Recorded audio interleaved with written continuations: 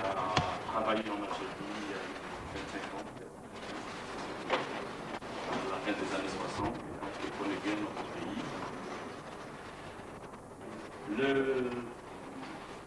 Je remercie également M. Ben Osman, qui est maître de conférence à l'université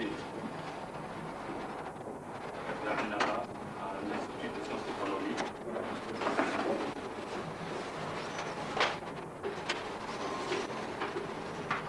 Qui s'intitule Gouverner le marché des expériences asiatiques. Suite à cet exposé, nous avons un débat. Après le débat, donc, nous ferons une courte pause. Nous allons reprendre par l'exposé de M. Ben Osman sur les contraintes de la dette extérieure et la transition vers l'économie de marché.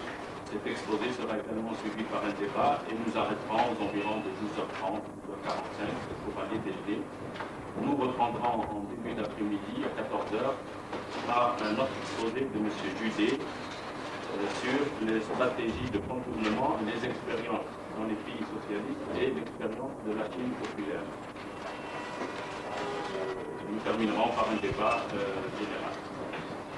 Un programme chargé, intéressant, et je passe la parole tout de suite à M. Pierre.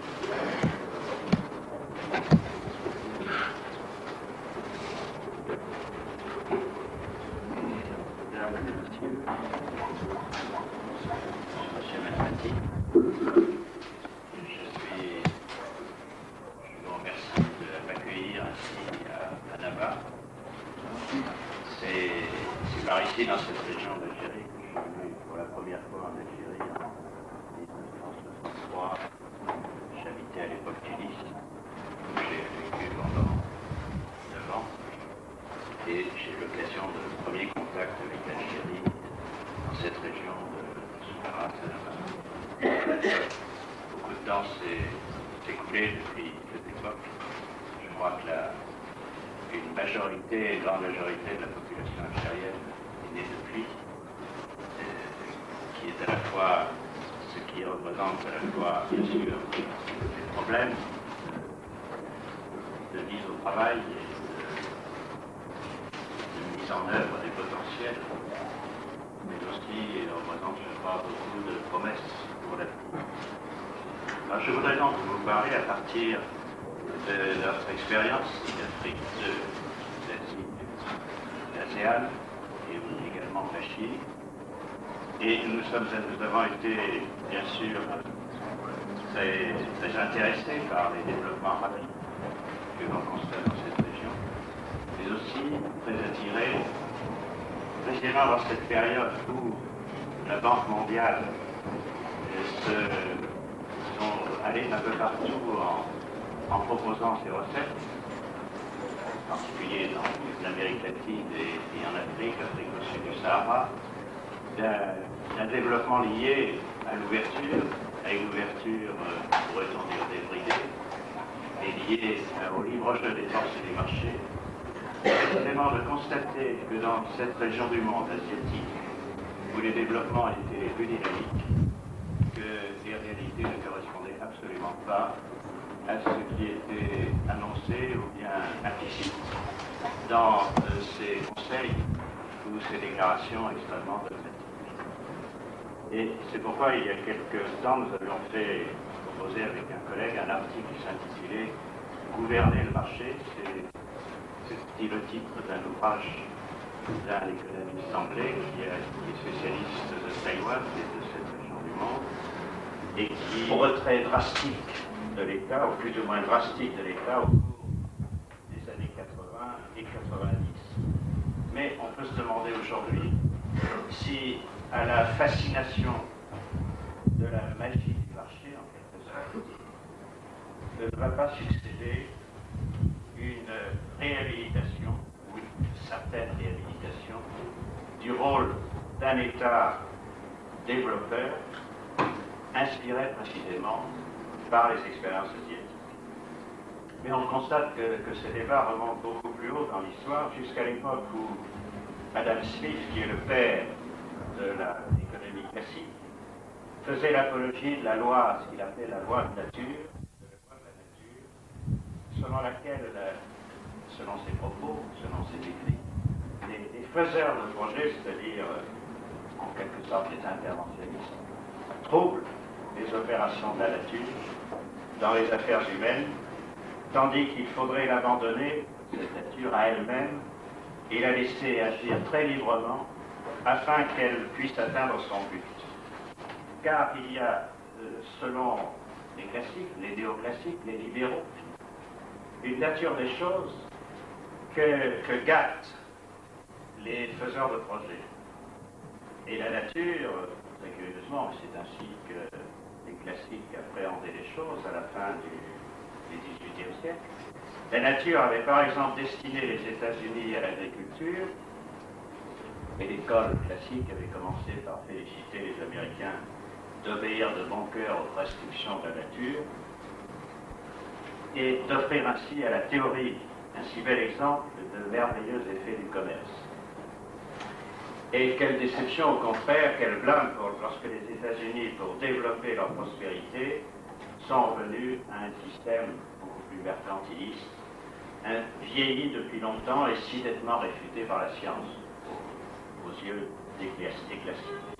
Et c'est la même nature qui, très curieusement, destinait l'Allemagne de 1850 à l'agriculture, à la fourniture de blé et de bois, la France à la production de vin et de soieries, et plus récemment la Corée à l'exportation de riz, la Tunisie à la production d'huile d'olive et d'agrumes.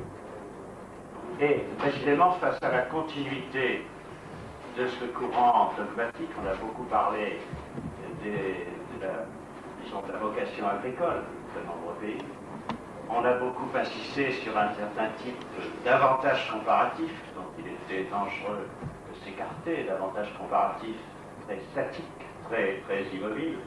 Et face à cette continuité dogmatique, et la critique a dû toujours livrer bataille pour, en quelque sorte, conquérir droit de cité.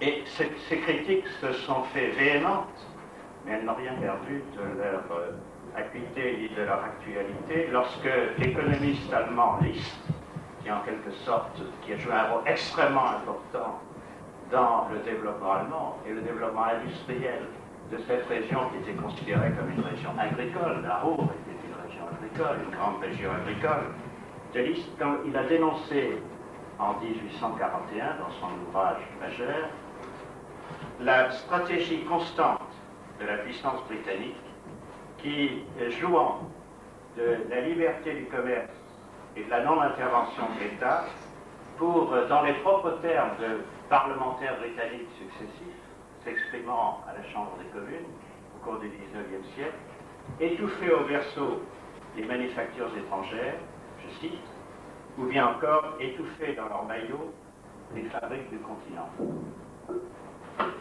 Et le Japon, aujourd'hui, au cours de ces dernières années, de ces dernières décennies, le Japon, ainsi que l'Asie de l'Est et du Sud-Est, introduisent précisément dans ce débat séculaire l'intervention massive de l'État, caractérisée à la limite de Gosplan comme significatif de cet interventionnisme massif et étouffant. Gosplan, libre jeu des forces du marché. Je crois que les expériences asiatiques, la réalité des expériences asiatiques, introduit dans ce débat un fait nouveau et massif, car l'irruption du monde asiatique dans notre perception, champ de perception et de connaissance, marque l'entrée d'une autre civilisation, d'une autre façon de voir les choses, où s'affirme l'originalité du rôle de l'État dans la croissance économique.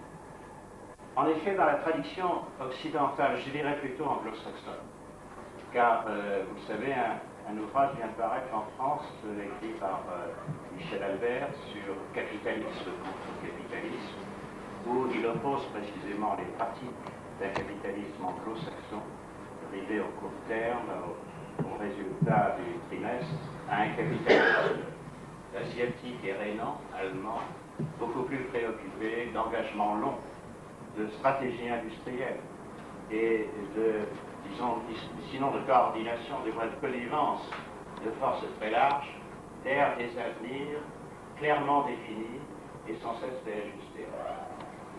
Et précisément dans cette tradition anglo-saxonne, c'est un exercice toujours très délicat, en quelque sorte très difficile, de tenter de concilier, et on a souvent parlé de réconcilier, l'intervention de l'État avec le marché. En quelque sorte, l'eau et le feu. Et disons, ne pouvant faire facilement, on mélange en toute logique, en toute rationalité. Or, dans la tradition orientale, dans la tradition japonaise, dans la tradition asiatique, il y a longtemps que les observateurs ont noté que les attaches, que les liens entre l'État et le monde des affaires, qu'il s'agisse du monde des affaires du XIXe siècle, du Japon, du pré-Meiji ou du Meiji, ou du monde des affaires du monde actuel, du Japon actuel ou de l'Asie actuelle, sont si étroites qu'il n'est pas possible de déterminer exactement où l'un finit et où l'autre commence. Si bien que peu d'Asiatiques, peu de Japonais voient la nécessité de tracer des lignes de démarcation, des sortes de frontières, des sortes de murailles de Chine qui soient très clairement perceptibles.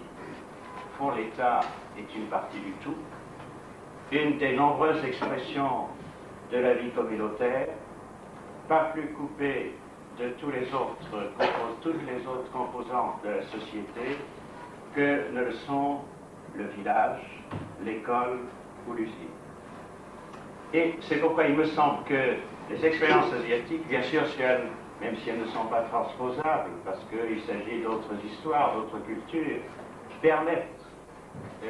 nous permettent d'aller au-delà, de savoir qu'il existe un au-delà, de ces dichotomies tranchées et obsolètes entre l'État d'un côté et son interventionnisme et le marché, et finalement de mieux situer ce débat sur l'intervention de l'État, sur l'organisation du marché dans le développement des sociétés modernes. Alors je n'ai pas, avant de peut-être arriver à essayer de caractériser de manière un peu plus précise ces expériences japonaises, coréennes, taïwanaises, singapouriennes, je n'ai pas besoin d'évoquer longuement le dynamisme asiatique, alors que on a beaucoup parlé pour les années 80 de décennies perdues, et cela s'applique en effet malheureusement assez bien à l'Amérique latine, à une grande partie de l'Afrique.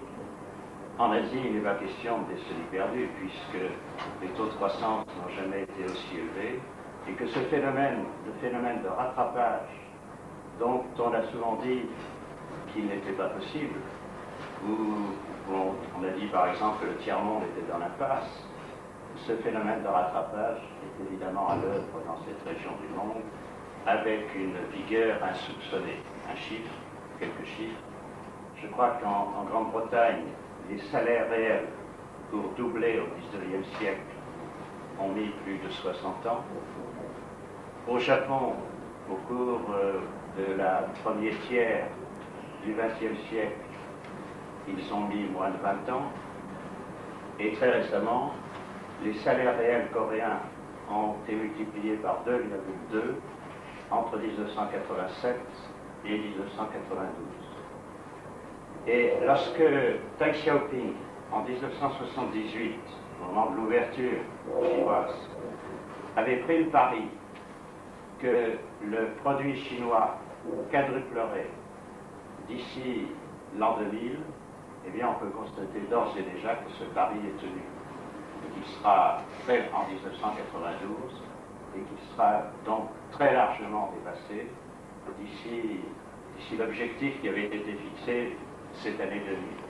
Alors, dynamisme, qu'il s'agisse de salaire, qu'il s'agisse donc de niveau de vie, qu'il s'agisse de maîtrise des techniques les plus avancées, puisque la grande société coréenne Samsung vient de céder une licence dans le domaine des mémoires dynamiques à une société japonaise.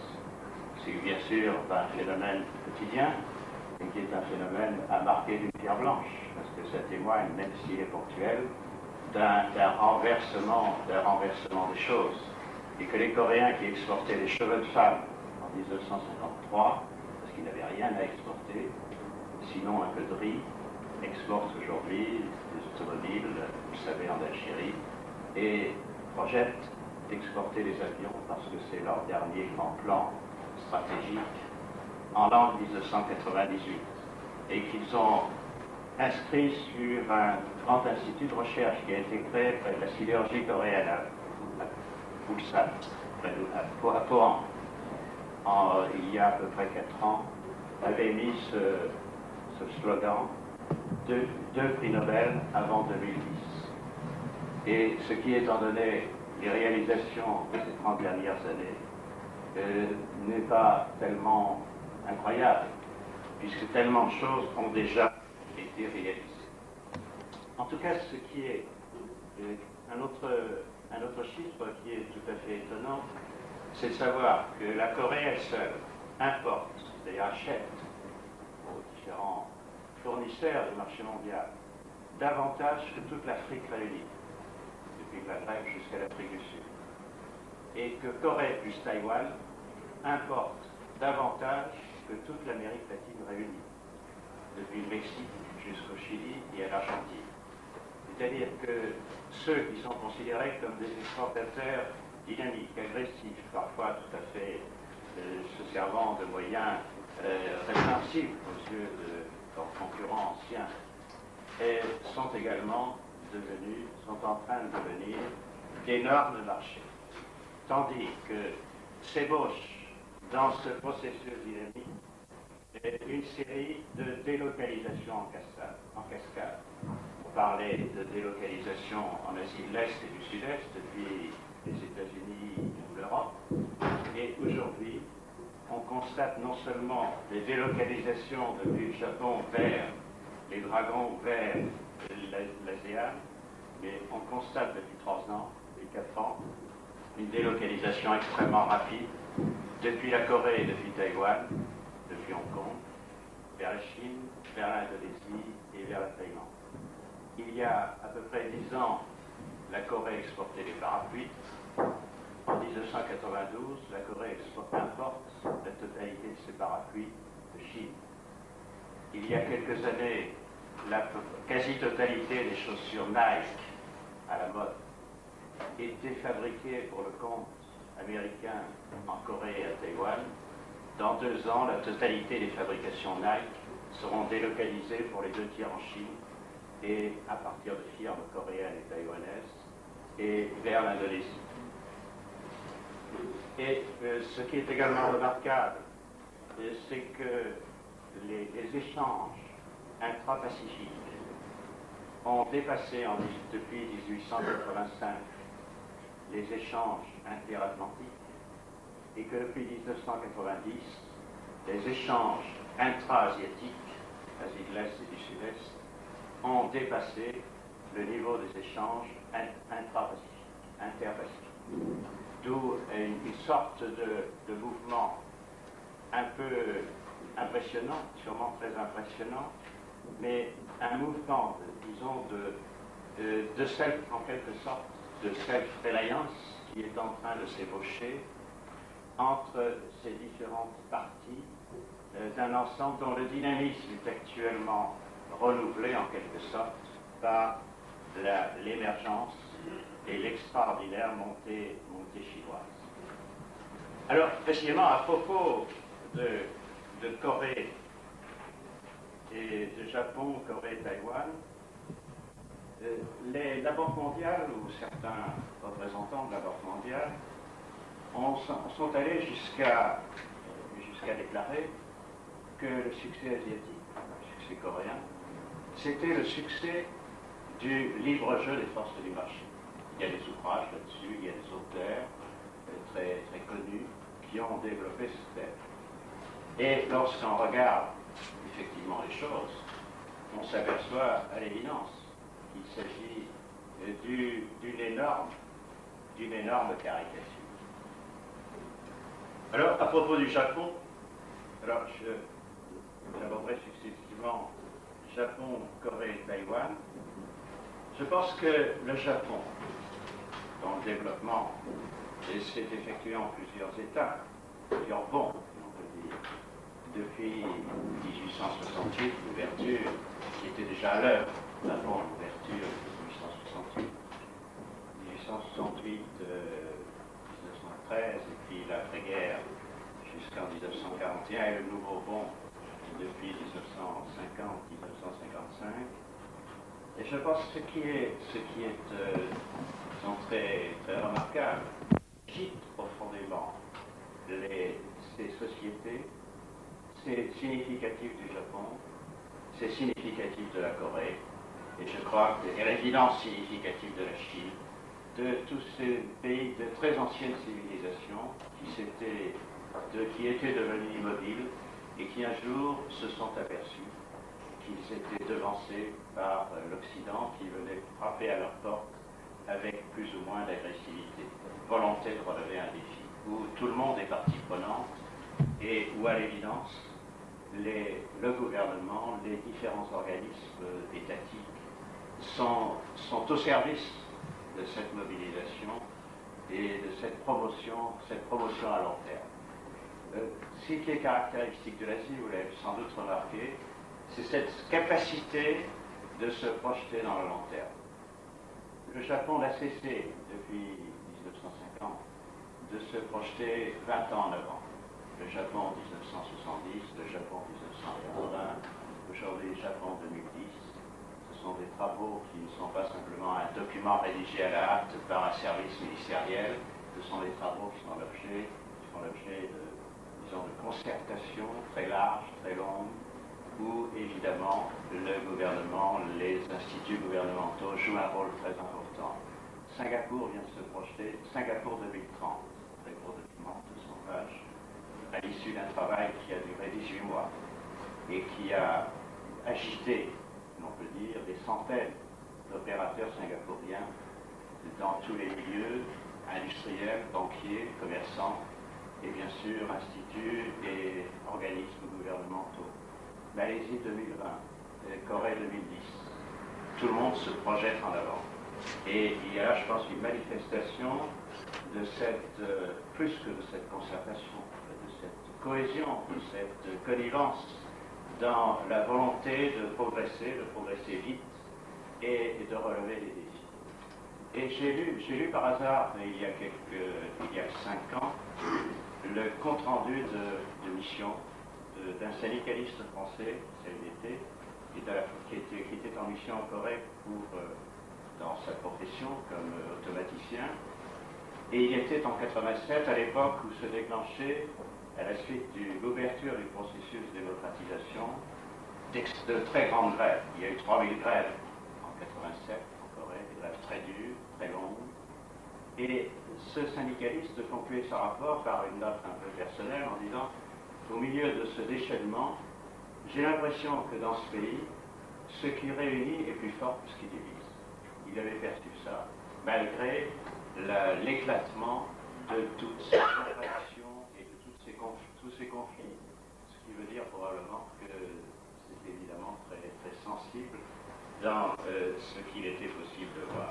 Donc, capacité nationale de mobilisation collective, capacité, disons, d'intégrer les acteurs dans une vision du futur. Et on constate, par exemple, je suis peut-être un peu anecdotique, mais cela permet d'aller plus vite et de ne pas abuser de votre temps. Au Japon, par exemple, vous savez que le Japon, c'est peu connu. C'est que le Japon, par traité signé avec les Américains puis avec les puissances en 1860, après l'arrivée des canonnières du commandant Perry, le Japon a signé un traité d'ouverture par lequel il s'engageait à ne pas mettre de droits de douane pendant 50 ans au-dessus de 5%. Donc le Japon a vécu théoriquement en état d'ouverture internationale. Et au départ, après 68, le Japon a importé. Et le commerce international du Japon, le Japon s'était replié sur lui pendant 200 ans, était entre les mains des négociants internationaux, des négociants étrangers. Et il s'est mis dans cette situation d'ouverture, d'impossibilité de mettre les droits de douane, d'organiser un système qui lui a permis non seulement d'exister, de protéger son intégrité, de ménager la construction d'un certain nombre de bases industrielles, économiques, qu'il estimait indispensables, du type Mitsui et autres que vous connaissez bien parce qu'elles sont omniprésentes à travers le monde, et qui ont clignoté progressivement très vite, alors que en 1895, les Sogo Shosha contrôlaient déjà 17% du commerce extérieur. Elles ont contrôlé 40% en 1950, 5 ans après, et 70% en 1914. Donc, dans un contexte ouvert et légal, disons, par traité, ouvert par traité, et on va retrouver ça dans tous les domaines, la société japonaise trouve les moyens de se fabriquer non seulement des armures, mais des protections des murs, mais des outils dynamiques qui lui permettent non seulement de demeurer à l'abri, en quelque sorte, des atteintes les plus graves, mais de se lancer progressivement dans, disons, cette insertion internationale, et sans en être forcément la victime. Et je pense que ce qui est intéressant, c'est d'essayer de recomposer, mais ce n'est pas toujours facile pour l'observateur extérieur, de recomposer, d'identifier ces stratégies aussi discrètes qu'efficaces, qui ont permis et qui sont modifiées au fil des années à l'État de jouer ce rôle d'animateur, de mobilisateur, de baliseur de route et aussi de, disons, de force d'appui à des stratégies clairement définies. Et même s'il était bien entendu qu'il ne s'agissait pas pour autant d'instituer des monopoles, mais au contraire d'organiser, de promouvoir le marché et, dans cette mesure-là, de promouvoir la concurrence. Et je prends l'exemple des chantiers navals, au moment où les chantiers navals qui existaient avant la guerre de 1939 et qui ont été relancés avec une nouvelle ampleur à partir de 1950 au Japon, et il y a eu une stratégie extrêmement explicite de développement des chantiers navals, puisque le Japon est aujourd'hui le numéro 1, et le demeure malgré l'augmentation des salaires au Japon, étant donné la capacité d'anticipation, de restructuration, qui est assez extraordinaire quand on regarde à côté ce qui s'est passé en Europe, dans les chantiers navals européens. Et ce qui est intéressant de voir, c'est que par exemple dans les années 50, au moment où se relançaient ces chantiers navals sur un nouveau pied, et c'est que l'État, le ministère des Transports et l'État a confié pendant au moins 10 ans aux sociétés, et c'était ça se partageait entre elles, et aux grandes sociétés, c'était les Aibatsu qui reconstituaient à l'époque, le monopole de l'importation du sucre. C'est curieux. Mais quand on regarde, quand on gratte un peu pour voir comment les choses se passent et se sont passées, dans toutes ces interrelations et connivences et complicités, les chantiers navals se sont nourris disons, de leur possibilité d'importation du sucre à des prix, aux prix mondiaux, pour les revendre sur le marché japonais, à des prix qui leur permettaient d'avoir des marges tout à fait considérables et de consacrer ces marges, non pas l'association industrielle, etc., s'appuie pour justement cibler les secteurs à développer. Premièrement, et certainement ça a dû évoluer d'une phase à l'autre. Deuxièmement, nous en Algérie, on a une problématique de type public-privé. Et nous avons reçu à un certain moment spécialistes japonais, sud-coréens, sur le phénomène de la privatisation comme outil justement de redéploiement, nous avons une privatisation à jouer justement dans le redéploiement et dans les programmes stratégiques de ces pays-là. Je vous remercie. Oui, je commence par votre deuxième question. Moi, je note qu'en Asie, à la différence de ce que je connais en France, en Algérie, et autour de public-privé, privatisation, nationalisation, il n'y a jamais eu de passion. Ça ne suscite pas la passion. Ce qui domine, c'est le pragmatisme. Au Japon, c'est bien connu, l'État a lancé un certain nombre d'entreprises, après l'ère de Meiji, et puis à un moment donné, il a lâché ces entreprises au privé. En Corée, l'État a lancé, par exemple, l'État au moment du lancement de la sidérurgie. Personne n'y croyait. La Banque mondiale avait dit pas question de donner un sou, ce n'est pas sérieux. C'était en 1966.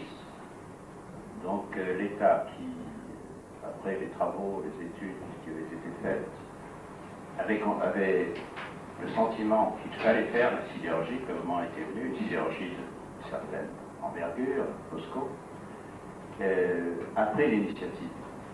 Et POSCO est aujourd'hui, même si une privatisation partielle est en cours, une société d'État, mais ils ont une gestion qui est largement autonome, bien sûr, en quelque sorte qui ne diffère guère de la gestion d'un autre grand groupe. Que l'on prenne le gros équipement en Corée ou que l'on prenne les chantiers navals, on retrouve le même phénomène.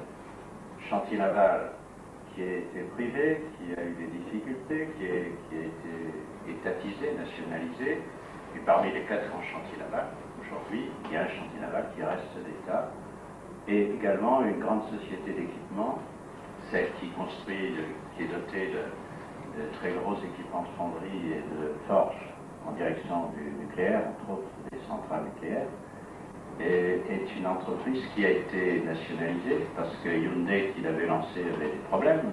L'État a nationalisé. L'État a renfloué. La société aujourd'hui tourne bien. Mais l'État estime que le moment n'est pas encore venu de redonner au privé, quelles que soient les convoitises qui s'aiguisent autour de cette société qui a été remise à flot. Donc, c'est ce que disent les gens à propos du Japon. L'État fait partie d'un ensemble, fait partie d'un tout. Alors, une loi s'impose à tous, c'est la loi d'une bonne gestion, d'une bonne gestion, mais d'une gestion qui ne soit pas une gestion à l'anglo-saxonne, comme dit Albert, c'est-à-dire fixée sur l'horizon du résultat des trimestres, mais qui s'ordonne autour d'approches raisonnables, d'objectifs que l'on s'est fixés, qui sont parfois des objectifs relativement courts, qui sont souvent aussi des objectifs beaucoup plus longs. Et je pense que même en Hong Kong, à tout choc négatif. Troisième raison, pourquoi ces pays ont pu échapper à l'endettement, c'est qu'ils ont suivi des politiques macroéconomiques relativement prudentes. Là aussi en Algérie, dans les années 70, il y a de véritables investissements, il ne faut pas l'oublier. C'est qu'en même temps, ils ont évité une forte inflation, ces pays du secondaire. Et dans le même temps, ils ont atténué les goulots d'étranglement dans l'infrastructure, développé leurs ressources humaines, élargi leur base de production, mais ils ont fait de sorte que les entreprises publiques ne s'engagent pas dans la voie du déficit massif. En Algérie, c'est le contraire. 2 décennies et demie, 3 décennies d'administration de l'économie algérienne, et les entreprises sont engagées dans la voie du déficit massif. Là, je n'aurai pas le temps de faire tout un diagnostic microfinancier et macrofinancier pour parler du financement d'exploitation qui était bureaucratique et l'inefficacité de l'analyse financière à cause du caractère insignifiant des prix relatifs, les prix étaient administrés, prix bidons, masqués par la vente pétrolière. Le point faible, c'est la banque. Le risque de probabilité dans les banques, il était assumé par le Trésor. Et on a créé et ça a entraîné une surévaluation des résultats. Et on a créé pour la banque une illusion de cette rentabilité. Mais tout ça, c'est la banque centrale ou la banque d'Algérie qui porte le fardeau, bien sûr, à l'aide de la création la masse monétaire. Et là, je donnerai un chiffre, la masse monétaire en 90, ça atteint jusqu'à 291 milliards. PIB 289, 290, ce qui ont un taux de liquidité énorme. Alors qu'au Maroc, c'est plus 0,25, le Maroc 0,35, 0,35, 0,25 en Tunisie. C'est que la première leçon à tirer de ces pays concerne peut-être, c'est un point de vue certain, les utilisations qui sont faites des prêts extérieurs et qui constituent la base même d'une saine gestion de la dette extérieure. Pourquoi? Parce que si les montants des prêts extérieurs servent à satisfaire les besoins de consommation immédiate ou à soutenir un taux de change surévalué, les emprunts extérieurs n'auront d'autre effet à long terme que d'hypothéquer à l'avance une partie de recettes futures. Maintenant, ce qui nous pousse par exemple à aller vers l'économie de marché, c'est la crise de 86. C'est la goutte qui a fait déborder le vase. Certes, il y a des séquelles, 82, 80, parce qu'on parle de réforme, création, il y a les réformes ont commencé en 81, création de postes délégués à la réforme, 82 la restructuration organique, le diagnostic il est noir, le bilan de la restructuration organique financière, d'ailleurs c'est l'un des points sombres de l'histoire économique algérienne, parce qu'actuellement toutes les entreprises qui sont issues de cette restructuration sont difficiles à faire passer à l'autonomie, il me semble une hérésie incommensurable. Et deuxième point, c'est que 82-93, c'est aujourd'hui qu'on s'est aperçu que ces entreprises que j'appelle les modèles de structuration, on est en train de les regrouper par la notion récemment groupe, conseil de management. Après une dizaine, après 12 ans, on est en train de réparer ça. On applique l'ajustement structurel, je saute un petit peu sur l'ajustement structurel, parler d'abord de la particularité de la dette algérienne, c'est une dette coûtable, et pourquoi les responsables de la Banque d'Algérie refusent ce réchelonnement aussi. Techniquement, le réchelonnement n'est pas réchelonnable, les emprunts obligataires ne sont pas réchelonnables, les intérêts ne sont pas réchelonnables. Et c'est pour ça qu'ils ont toujours préféré, avec les différents gouvernements, depuis Hamrouch, ont préféré le profilage, c'est-à-dire le refinancement. C'est quoi le profilage? Il s'agit d'adapter le profil de la dette à la situation financière de l'Algérie. Alors que le réchelonnement, c'est un réaménagement des conditions d'emploi. Donc au final, il est beaucoup plus contraignant. Réchelonnement, il faut passer par le Club de Paris, le Club de Londres, le Club de Paris dette publique, le Club de Londres. C'est quoi ces clubs? Il faut avoir la base du FMI pour passer à un club. Le Club de Paris, c'est un groupe de comités ad hoc, institution officielle informelle, sans composition fixe ni structure administrative, qui se réunit à la requête des pays qui veulent alléger ou renégocier leur dette dans un délai normal de 10 ans, avec un différé d'amortissement de 5 ans. C'est pour ça pourquoi j'appelle l'ajustement structurel, parce que tous les pays malades financièrement, endettés, et là il y a un véritable champ expérimental en Amérique latine, où on applique presque toutes les méthodes, qu'on appelle le menu à la carte, capitalisation d'intérêts, conversion de la dette en participation, etc., etc. Et les réformateurs algériens, là je rejoins un sociologue algérien, Hadi, ou les réformateurs algériens, ils se sont inspirés effectivement de l'ajustement structurel qui est préconisé par le FMI. Mais ils reproduisent les 10 méthodologies liées à cette politique, qui consiste à laisser jouer la logique du système des prix dans une économie qui est caractérisée par la rigidité de l'offre. Mais le vice majeur de cette politique, de l'ajustement du PAC, c'est qu'elle repose sur des paradigmes molaraciens, néoclassiques, marginalistes, qui reposent sur cette école, c'est néoclassique, mais cette théorie, elle est pertinente dans une économie industrielle, où l'offre réagit à la moindre offre de la demande. Mais elle est méthodologiquement erronée dans une économie primaire telle que l'économie algérienne, qui est marquée par la rareté des facteurs de production et qui obéit à des mécanismes de rente de spéculation qui affaiblit constamment le salaire réel. Cet ajustement pour nos pays, il est certes, c'est une contrainte, mais c'est une nécessité. Mais les résultats nous sont mitigés dans plusieurs pays qui ont appliqué l'ajustement structurel. C'est pour ça que le professeur Diab et le FMI est en train de revoir cette politique d'ajustement structurel. Je parle, c'est récent, il y a 2 ou 3 ans, je ne sais pas, qu'ils ont déjà commencé à parler d'ajustement structurel hétérodoxe. Hétérodoxe, c'est-à-dire, ils ont commencé un petit peu à parler de tenir compte des coûts sociaux. des coûts sociaux. La question que je me pose, c'est que de quel atout dispose l'Algérie pour convaincre ses partenaires étrangers de sa solvabilité? Je pense que son seul atout, c'est les ressources naturelles et aussi sa volonté de s'inscrire dans la division internationale du travail.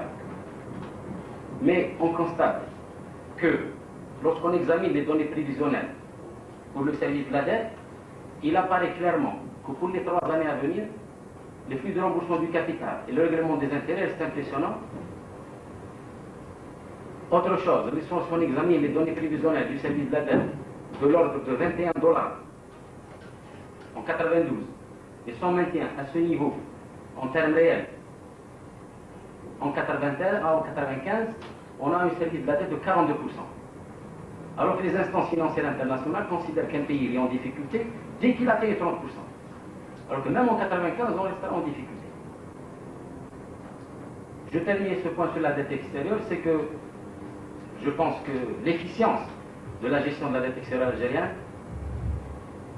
restera largement tributaire de 3 facteurs déterminants.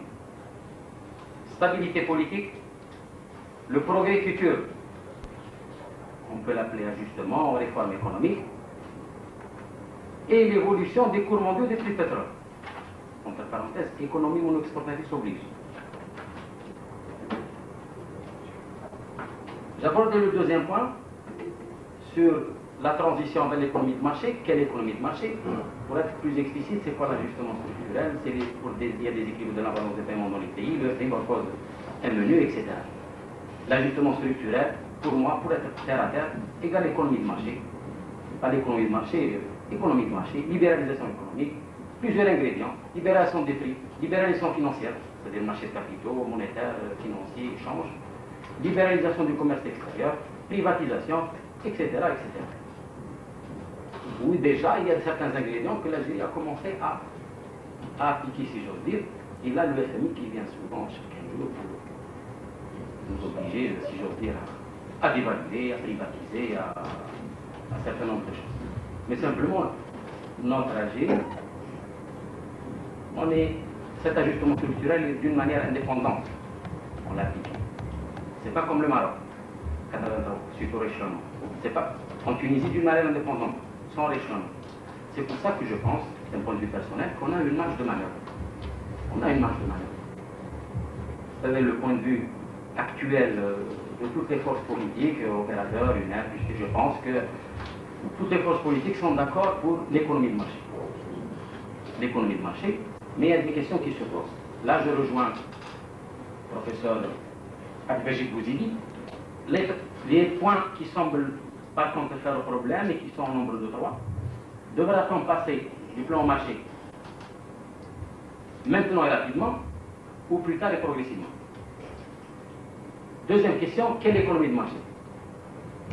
Quand je dis quelle économie de marché, il s'agit de voir simplement le modèle français, anglais, suédois. Donc chaque pays a sa spécificité.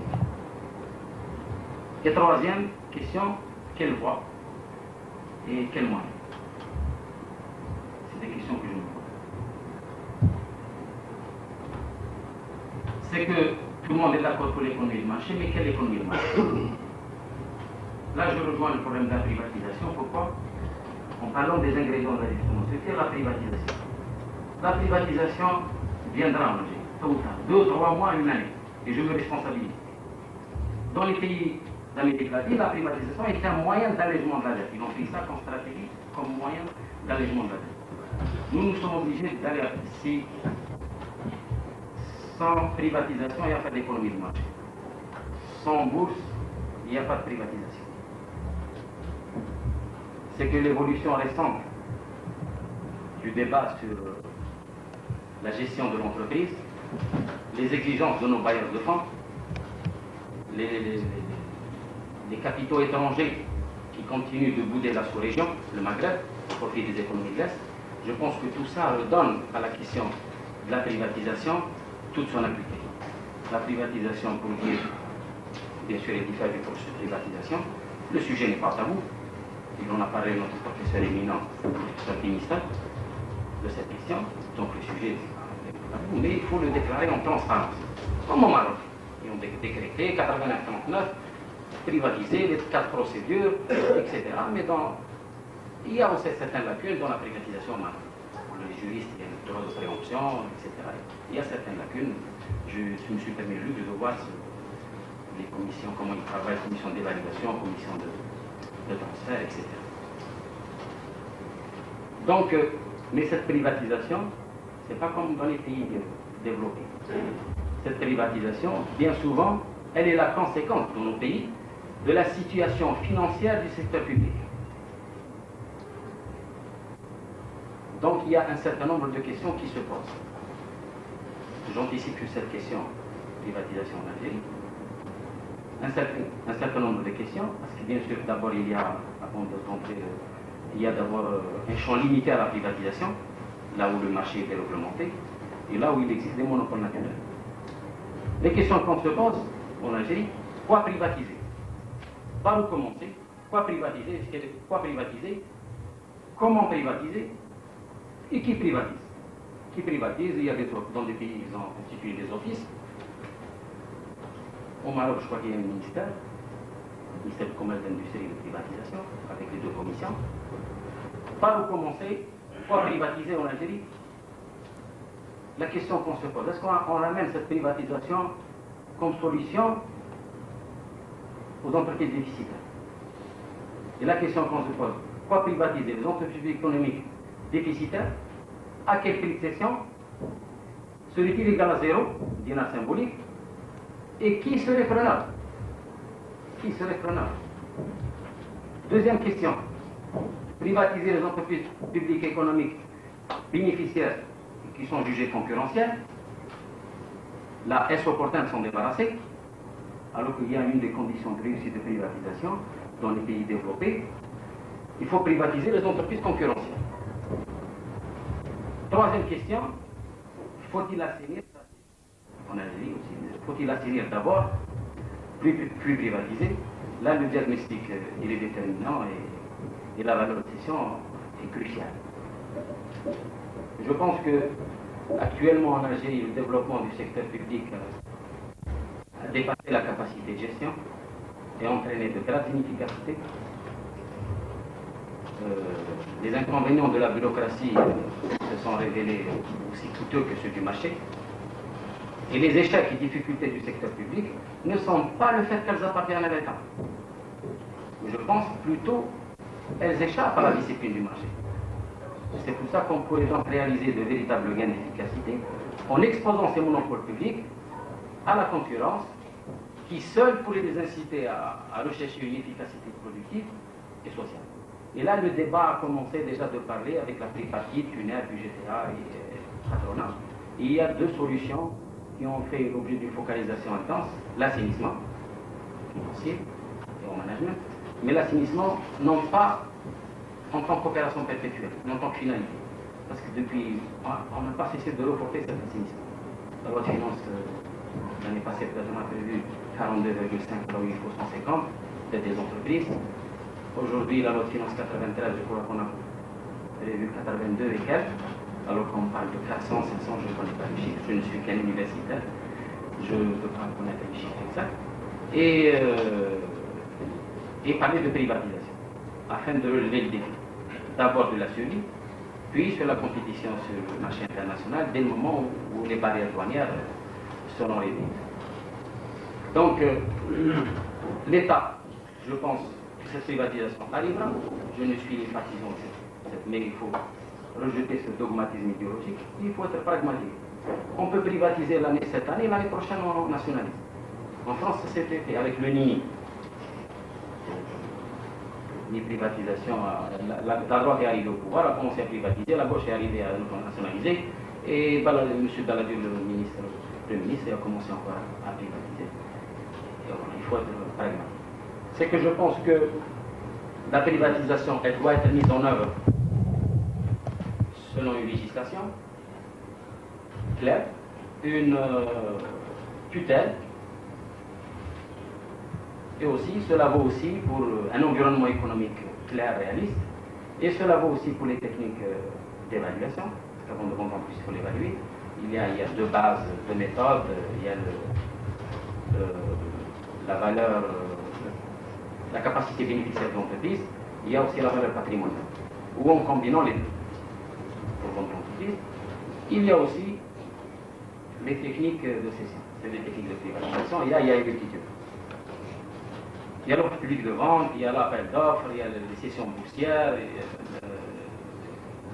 le modèle de gestion américain, LMBO, le Leverage Management Buyout, et comme au Maroc, il y a les 4 procédures, l'offre publique à prix fixe, l'actionnariat direct, les cessions boursières, et en combinant les deux premiers. Je pense que le modèle de gestion américain est très rigoureux et dur pour nos pays maghrébins, parce qu'il y a des contraintes pour le chef et pour le subordonné. Je pense que le modèle japonais et le modèle français, le modèle de gestion français et japonais, sont beaucoup plus féodales. Pourquoi? Parce qu'il y a l'équilibre entre chef et subordonné. Et je dirais que la gestion des entreprises ne relève pas d'impératif universel. Elle demande à être adaptée suivant les cultures nationales. Et là, j'avais discuté avec M. Juté hier il y a un Africain qui a publié un livre intéressant. Il avait dit qu'avant de parler d'ajustement structurel, il faut parler d'ajustement culturel. Les conditions de réussite de la privatisation, il faut la concurrence. La bourse, du point de vue d'échange, elle est bénéfique. Et troisième, la mise en œuvre de procédés rigoureux pour le contrôle des managers. Pourquoi la bourse? Parce qu'elle permet de jauger la valeur de l'entreprise. Autre chose, c'est que il faut que pour réussir une privatisation, c'est qu'on parle apparemment la gestion des personnes privées serait plus performante que la gestion des personnes publiques. Et là, il y a une polémique qui a de tout temps opposé partisans et adversaires de la privatisation. Et cette politique de privatisation, elle consiste à comparer le degré d'efficacité de deux formes de gestion d'entreprises concurrentielles à un secteur économique. Mais aussi, il ne faut pas dire que, contrairement à ce qui est parfois affirmé, le mouvement de la privatisation est loin d'être massif et universel. Pourquoi? Parce que l'exemple, par exemple, je prends le Chili. D'ailleurs, les pays en voie de développement qui ont appliqué la privatisation sont sous influence des organisations financières internationales. Le seul pays ayant appliqué les remèdes libéraux sur une grande échelle, ayant privatisé massivement, est le Chili. Et cette politique s'est soldée par des faillites en cascade. Et l'État a dû reprendre et les entreprises et les banques qu'il avait vendues. C'est pour ça que je dirais qu'il y a une réflexion à mener sur ce qui prépare ces missions de l'État, une réflexion nécessaire, une réflexion réaliste, une réflexion excluant, me semble-t-il, tous les manichéismes qui ont souvent prévalu. Mais maintenant, chez certains partisans de tout État, l'exaltation de la prise en main par l'État de tout le rouage de l'économie et de la vie sociale, et aussi la mainmise de l'État, la dénonciation du capitalisme, et d'autre part, chez les intégristes du libéralisme, l'exaltation abusive du secteur privé qui seul a même de satisfaire au bien commun. C'est pour ça toutes ces questions, je conclus, toutes ces questions entre les esprits des décideurs politiques, des opérateurs économiques en Algérie, qui sont effrayés par la lenteur de l'administration algérienne, des bancaires, et effrayés aussi par la persistance des préjugés tenaces. Je pense que, toujours pour les conditions, là je ne parlerai pas d'expérience, parce que ce soir il va parler d'expérience des pays de l'Est, privatisation, etc. Les privatisations à l'Est s'opèrent quasiment ex nihilo, généralement, à l'exception de la Hongrie et la Tchécoslovaquie. La Hongrie et la Pologne, il existait déjà un secteur public, le rythme diffère des privatisations de l'Est à l'Ouest, la nature des entreprises aussi. Il y a aussi un système spécial en URSS, c'est la distribution des coupons, ce qu'on appelle la bouchérisation. C'est pour ça que les privatisations change, ça dépend de la spécificité d'un pays. Et il faut d'abord, avant de choisir une technique, il faut voir d'abord la priorité et l'objectif. La privatisation, elle nécessite aussi une très grande prudence et par conséquent la prise de précaution par un système de garantie juridique permettant d'abord d'éviter le risque de fraude et de corruption, d'éviter qu'un monopole privé, toujours redoutable, ne soit substitué à un monopole public, d'empêcher le contrôle par un groupe étranger, ça s'existe dans une législation française, américaine, et aussi de protéger les plus démunis, et d'adapter les techniques de privatisation aux cas spécifiques de chaque entreprise publique, en cherchant à ne pas appliquer des formules uniformes de privatisation, et d'éviter aussi l'émiettement des actions d'une entreprise publique en un très grand nombre d'actionnaires, ce qui peut être non seulement préjudiciable de son fonctionnement, notamment en fonction de la difficulté de dégager les majorités pour les décisions essentielles, mais aussi dangereux dans l'hypothèse du prise de contrôle ultérieur d'un groupe étranger, ce dernier pour en tirer parti de l'émiettement des actions pour s'imposer. Et je pense à ces conditions essentielles et nécessaires, mieux en foi non encore suffisant, la privatisation en Algérie peut être un facteur de progrès social, enfin trouver un tel équilibre entre l'initiative privée et l'initiative publique, mais le débat a déjà commencé dans des milieux restreints de cette privatisation. L'enjeu de la privatisation n'est pas dans son principe, mais dans la répartition équitable du dernier patrimoine public. Parce que le vrai problème de la privatisation en Algérie, je pense qu'il est lié à l'accumulation par les minorités de la population de richesse. Et là, je pense que le vrai problème, il est là. Et je vous remercie.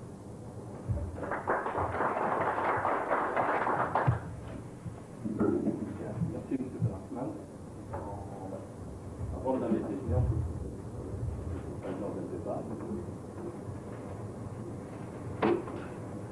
je pense, avant de m'excuser, le problème, j'ai accepté de contribuer avec mon intervention, juste un petit peu pour non seulement provoquer la salle, et c'est des réponses que j'adresse aussi à M. Juppé de nous donner du matériel, comment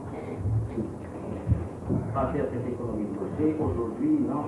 S'il y a des rapports de force, il faut dire à Jemaah que l'État, on parle de l'État neutralisé, l'État n'est jamais neutre. Il porte en lui la réalité sociale et l'efficace politique. Et je pense que pour réussir le développement, il faut faire une sorte d'osmose entre public et privé. Et pragmatique.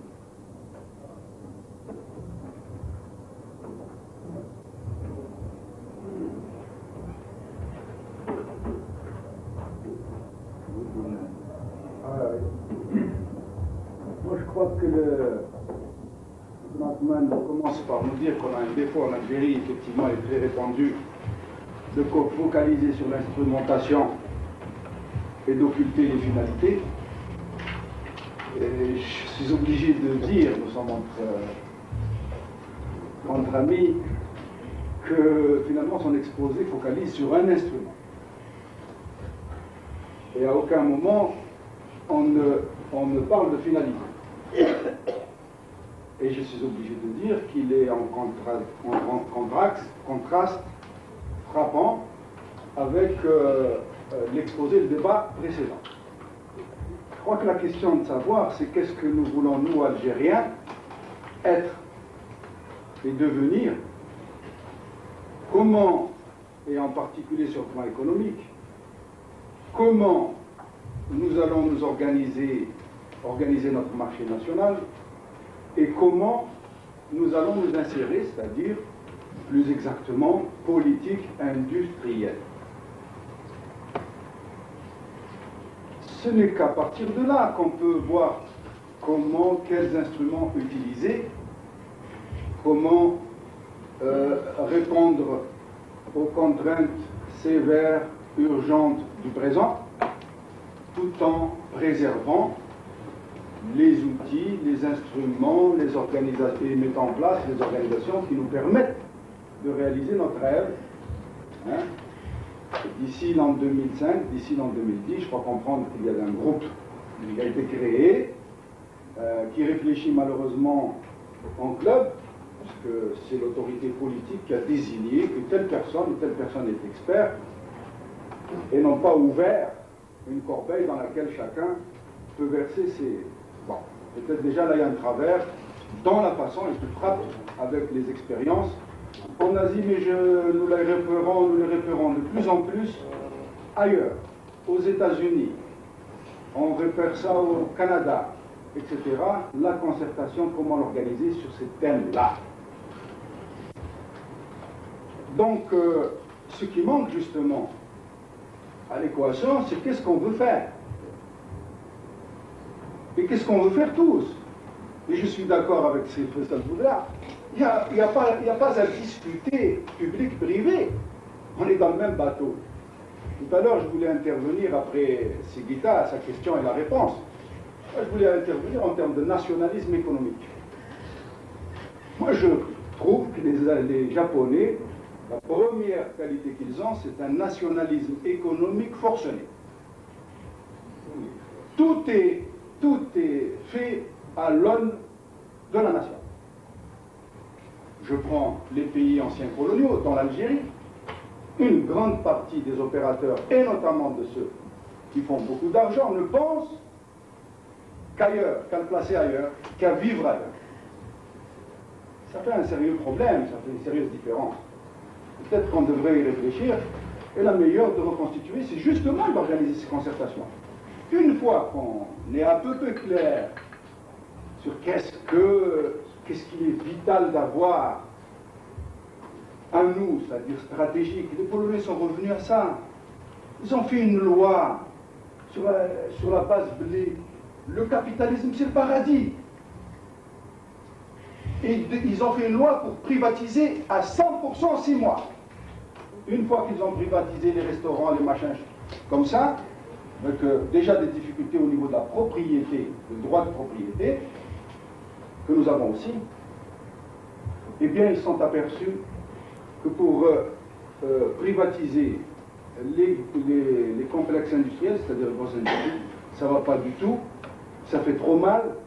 Et à côté de l'agence créée pour privatiser, l'agence polonaise de privatisation, ils ont créé une agence de restructuration du secteur public. Et ils ont fait la nette distinction entre des entreprises stratégiques qui resteront 100% polonaises, des entreprises d'activités dites prioritaires, où là on défendra le contrôle polonais, et des activités qu'on laissera au libre marché, etc., etc. Donc, tant qu'on n'a pas fait ça, et quand je dis on, c'est impersonnel, précisons, qui doit le faire?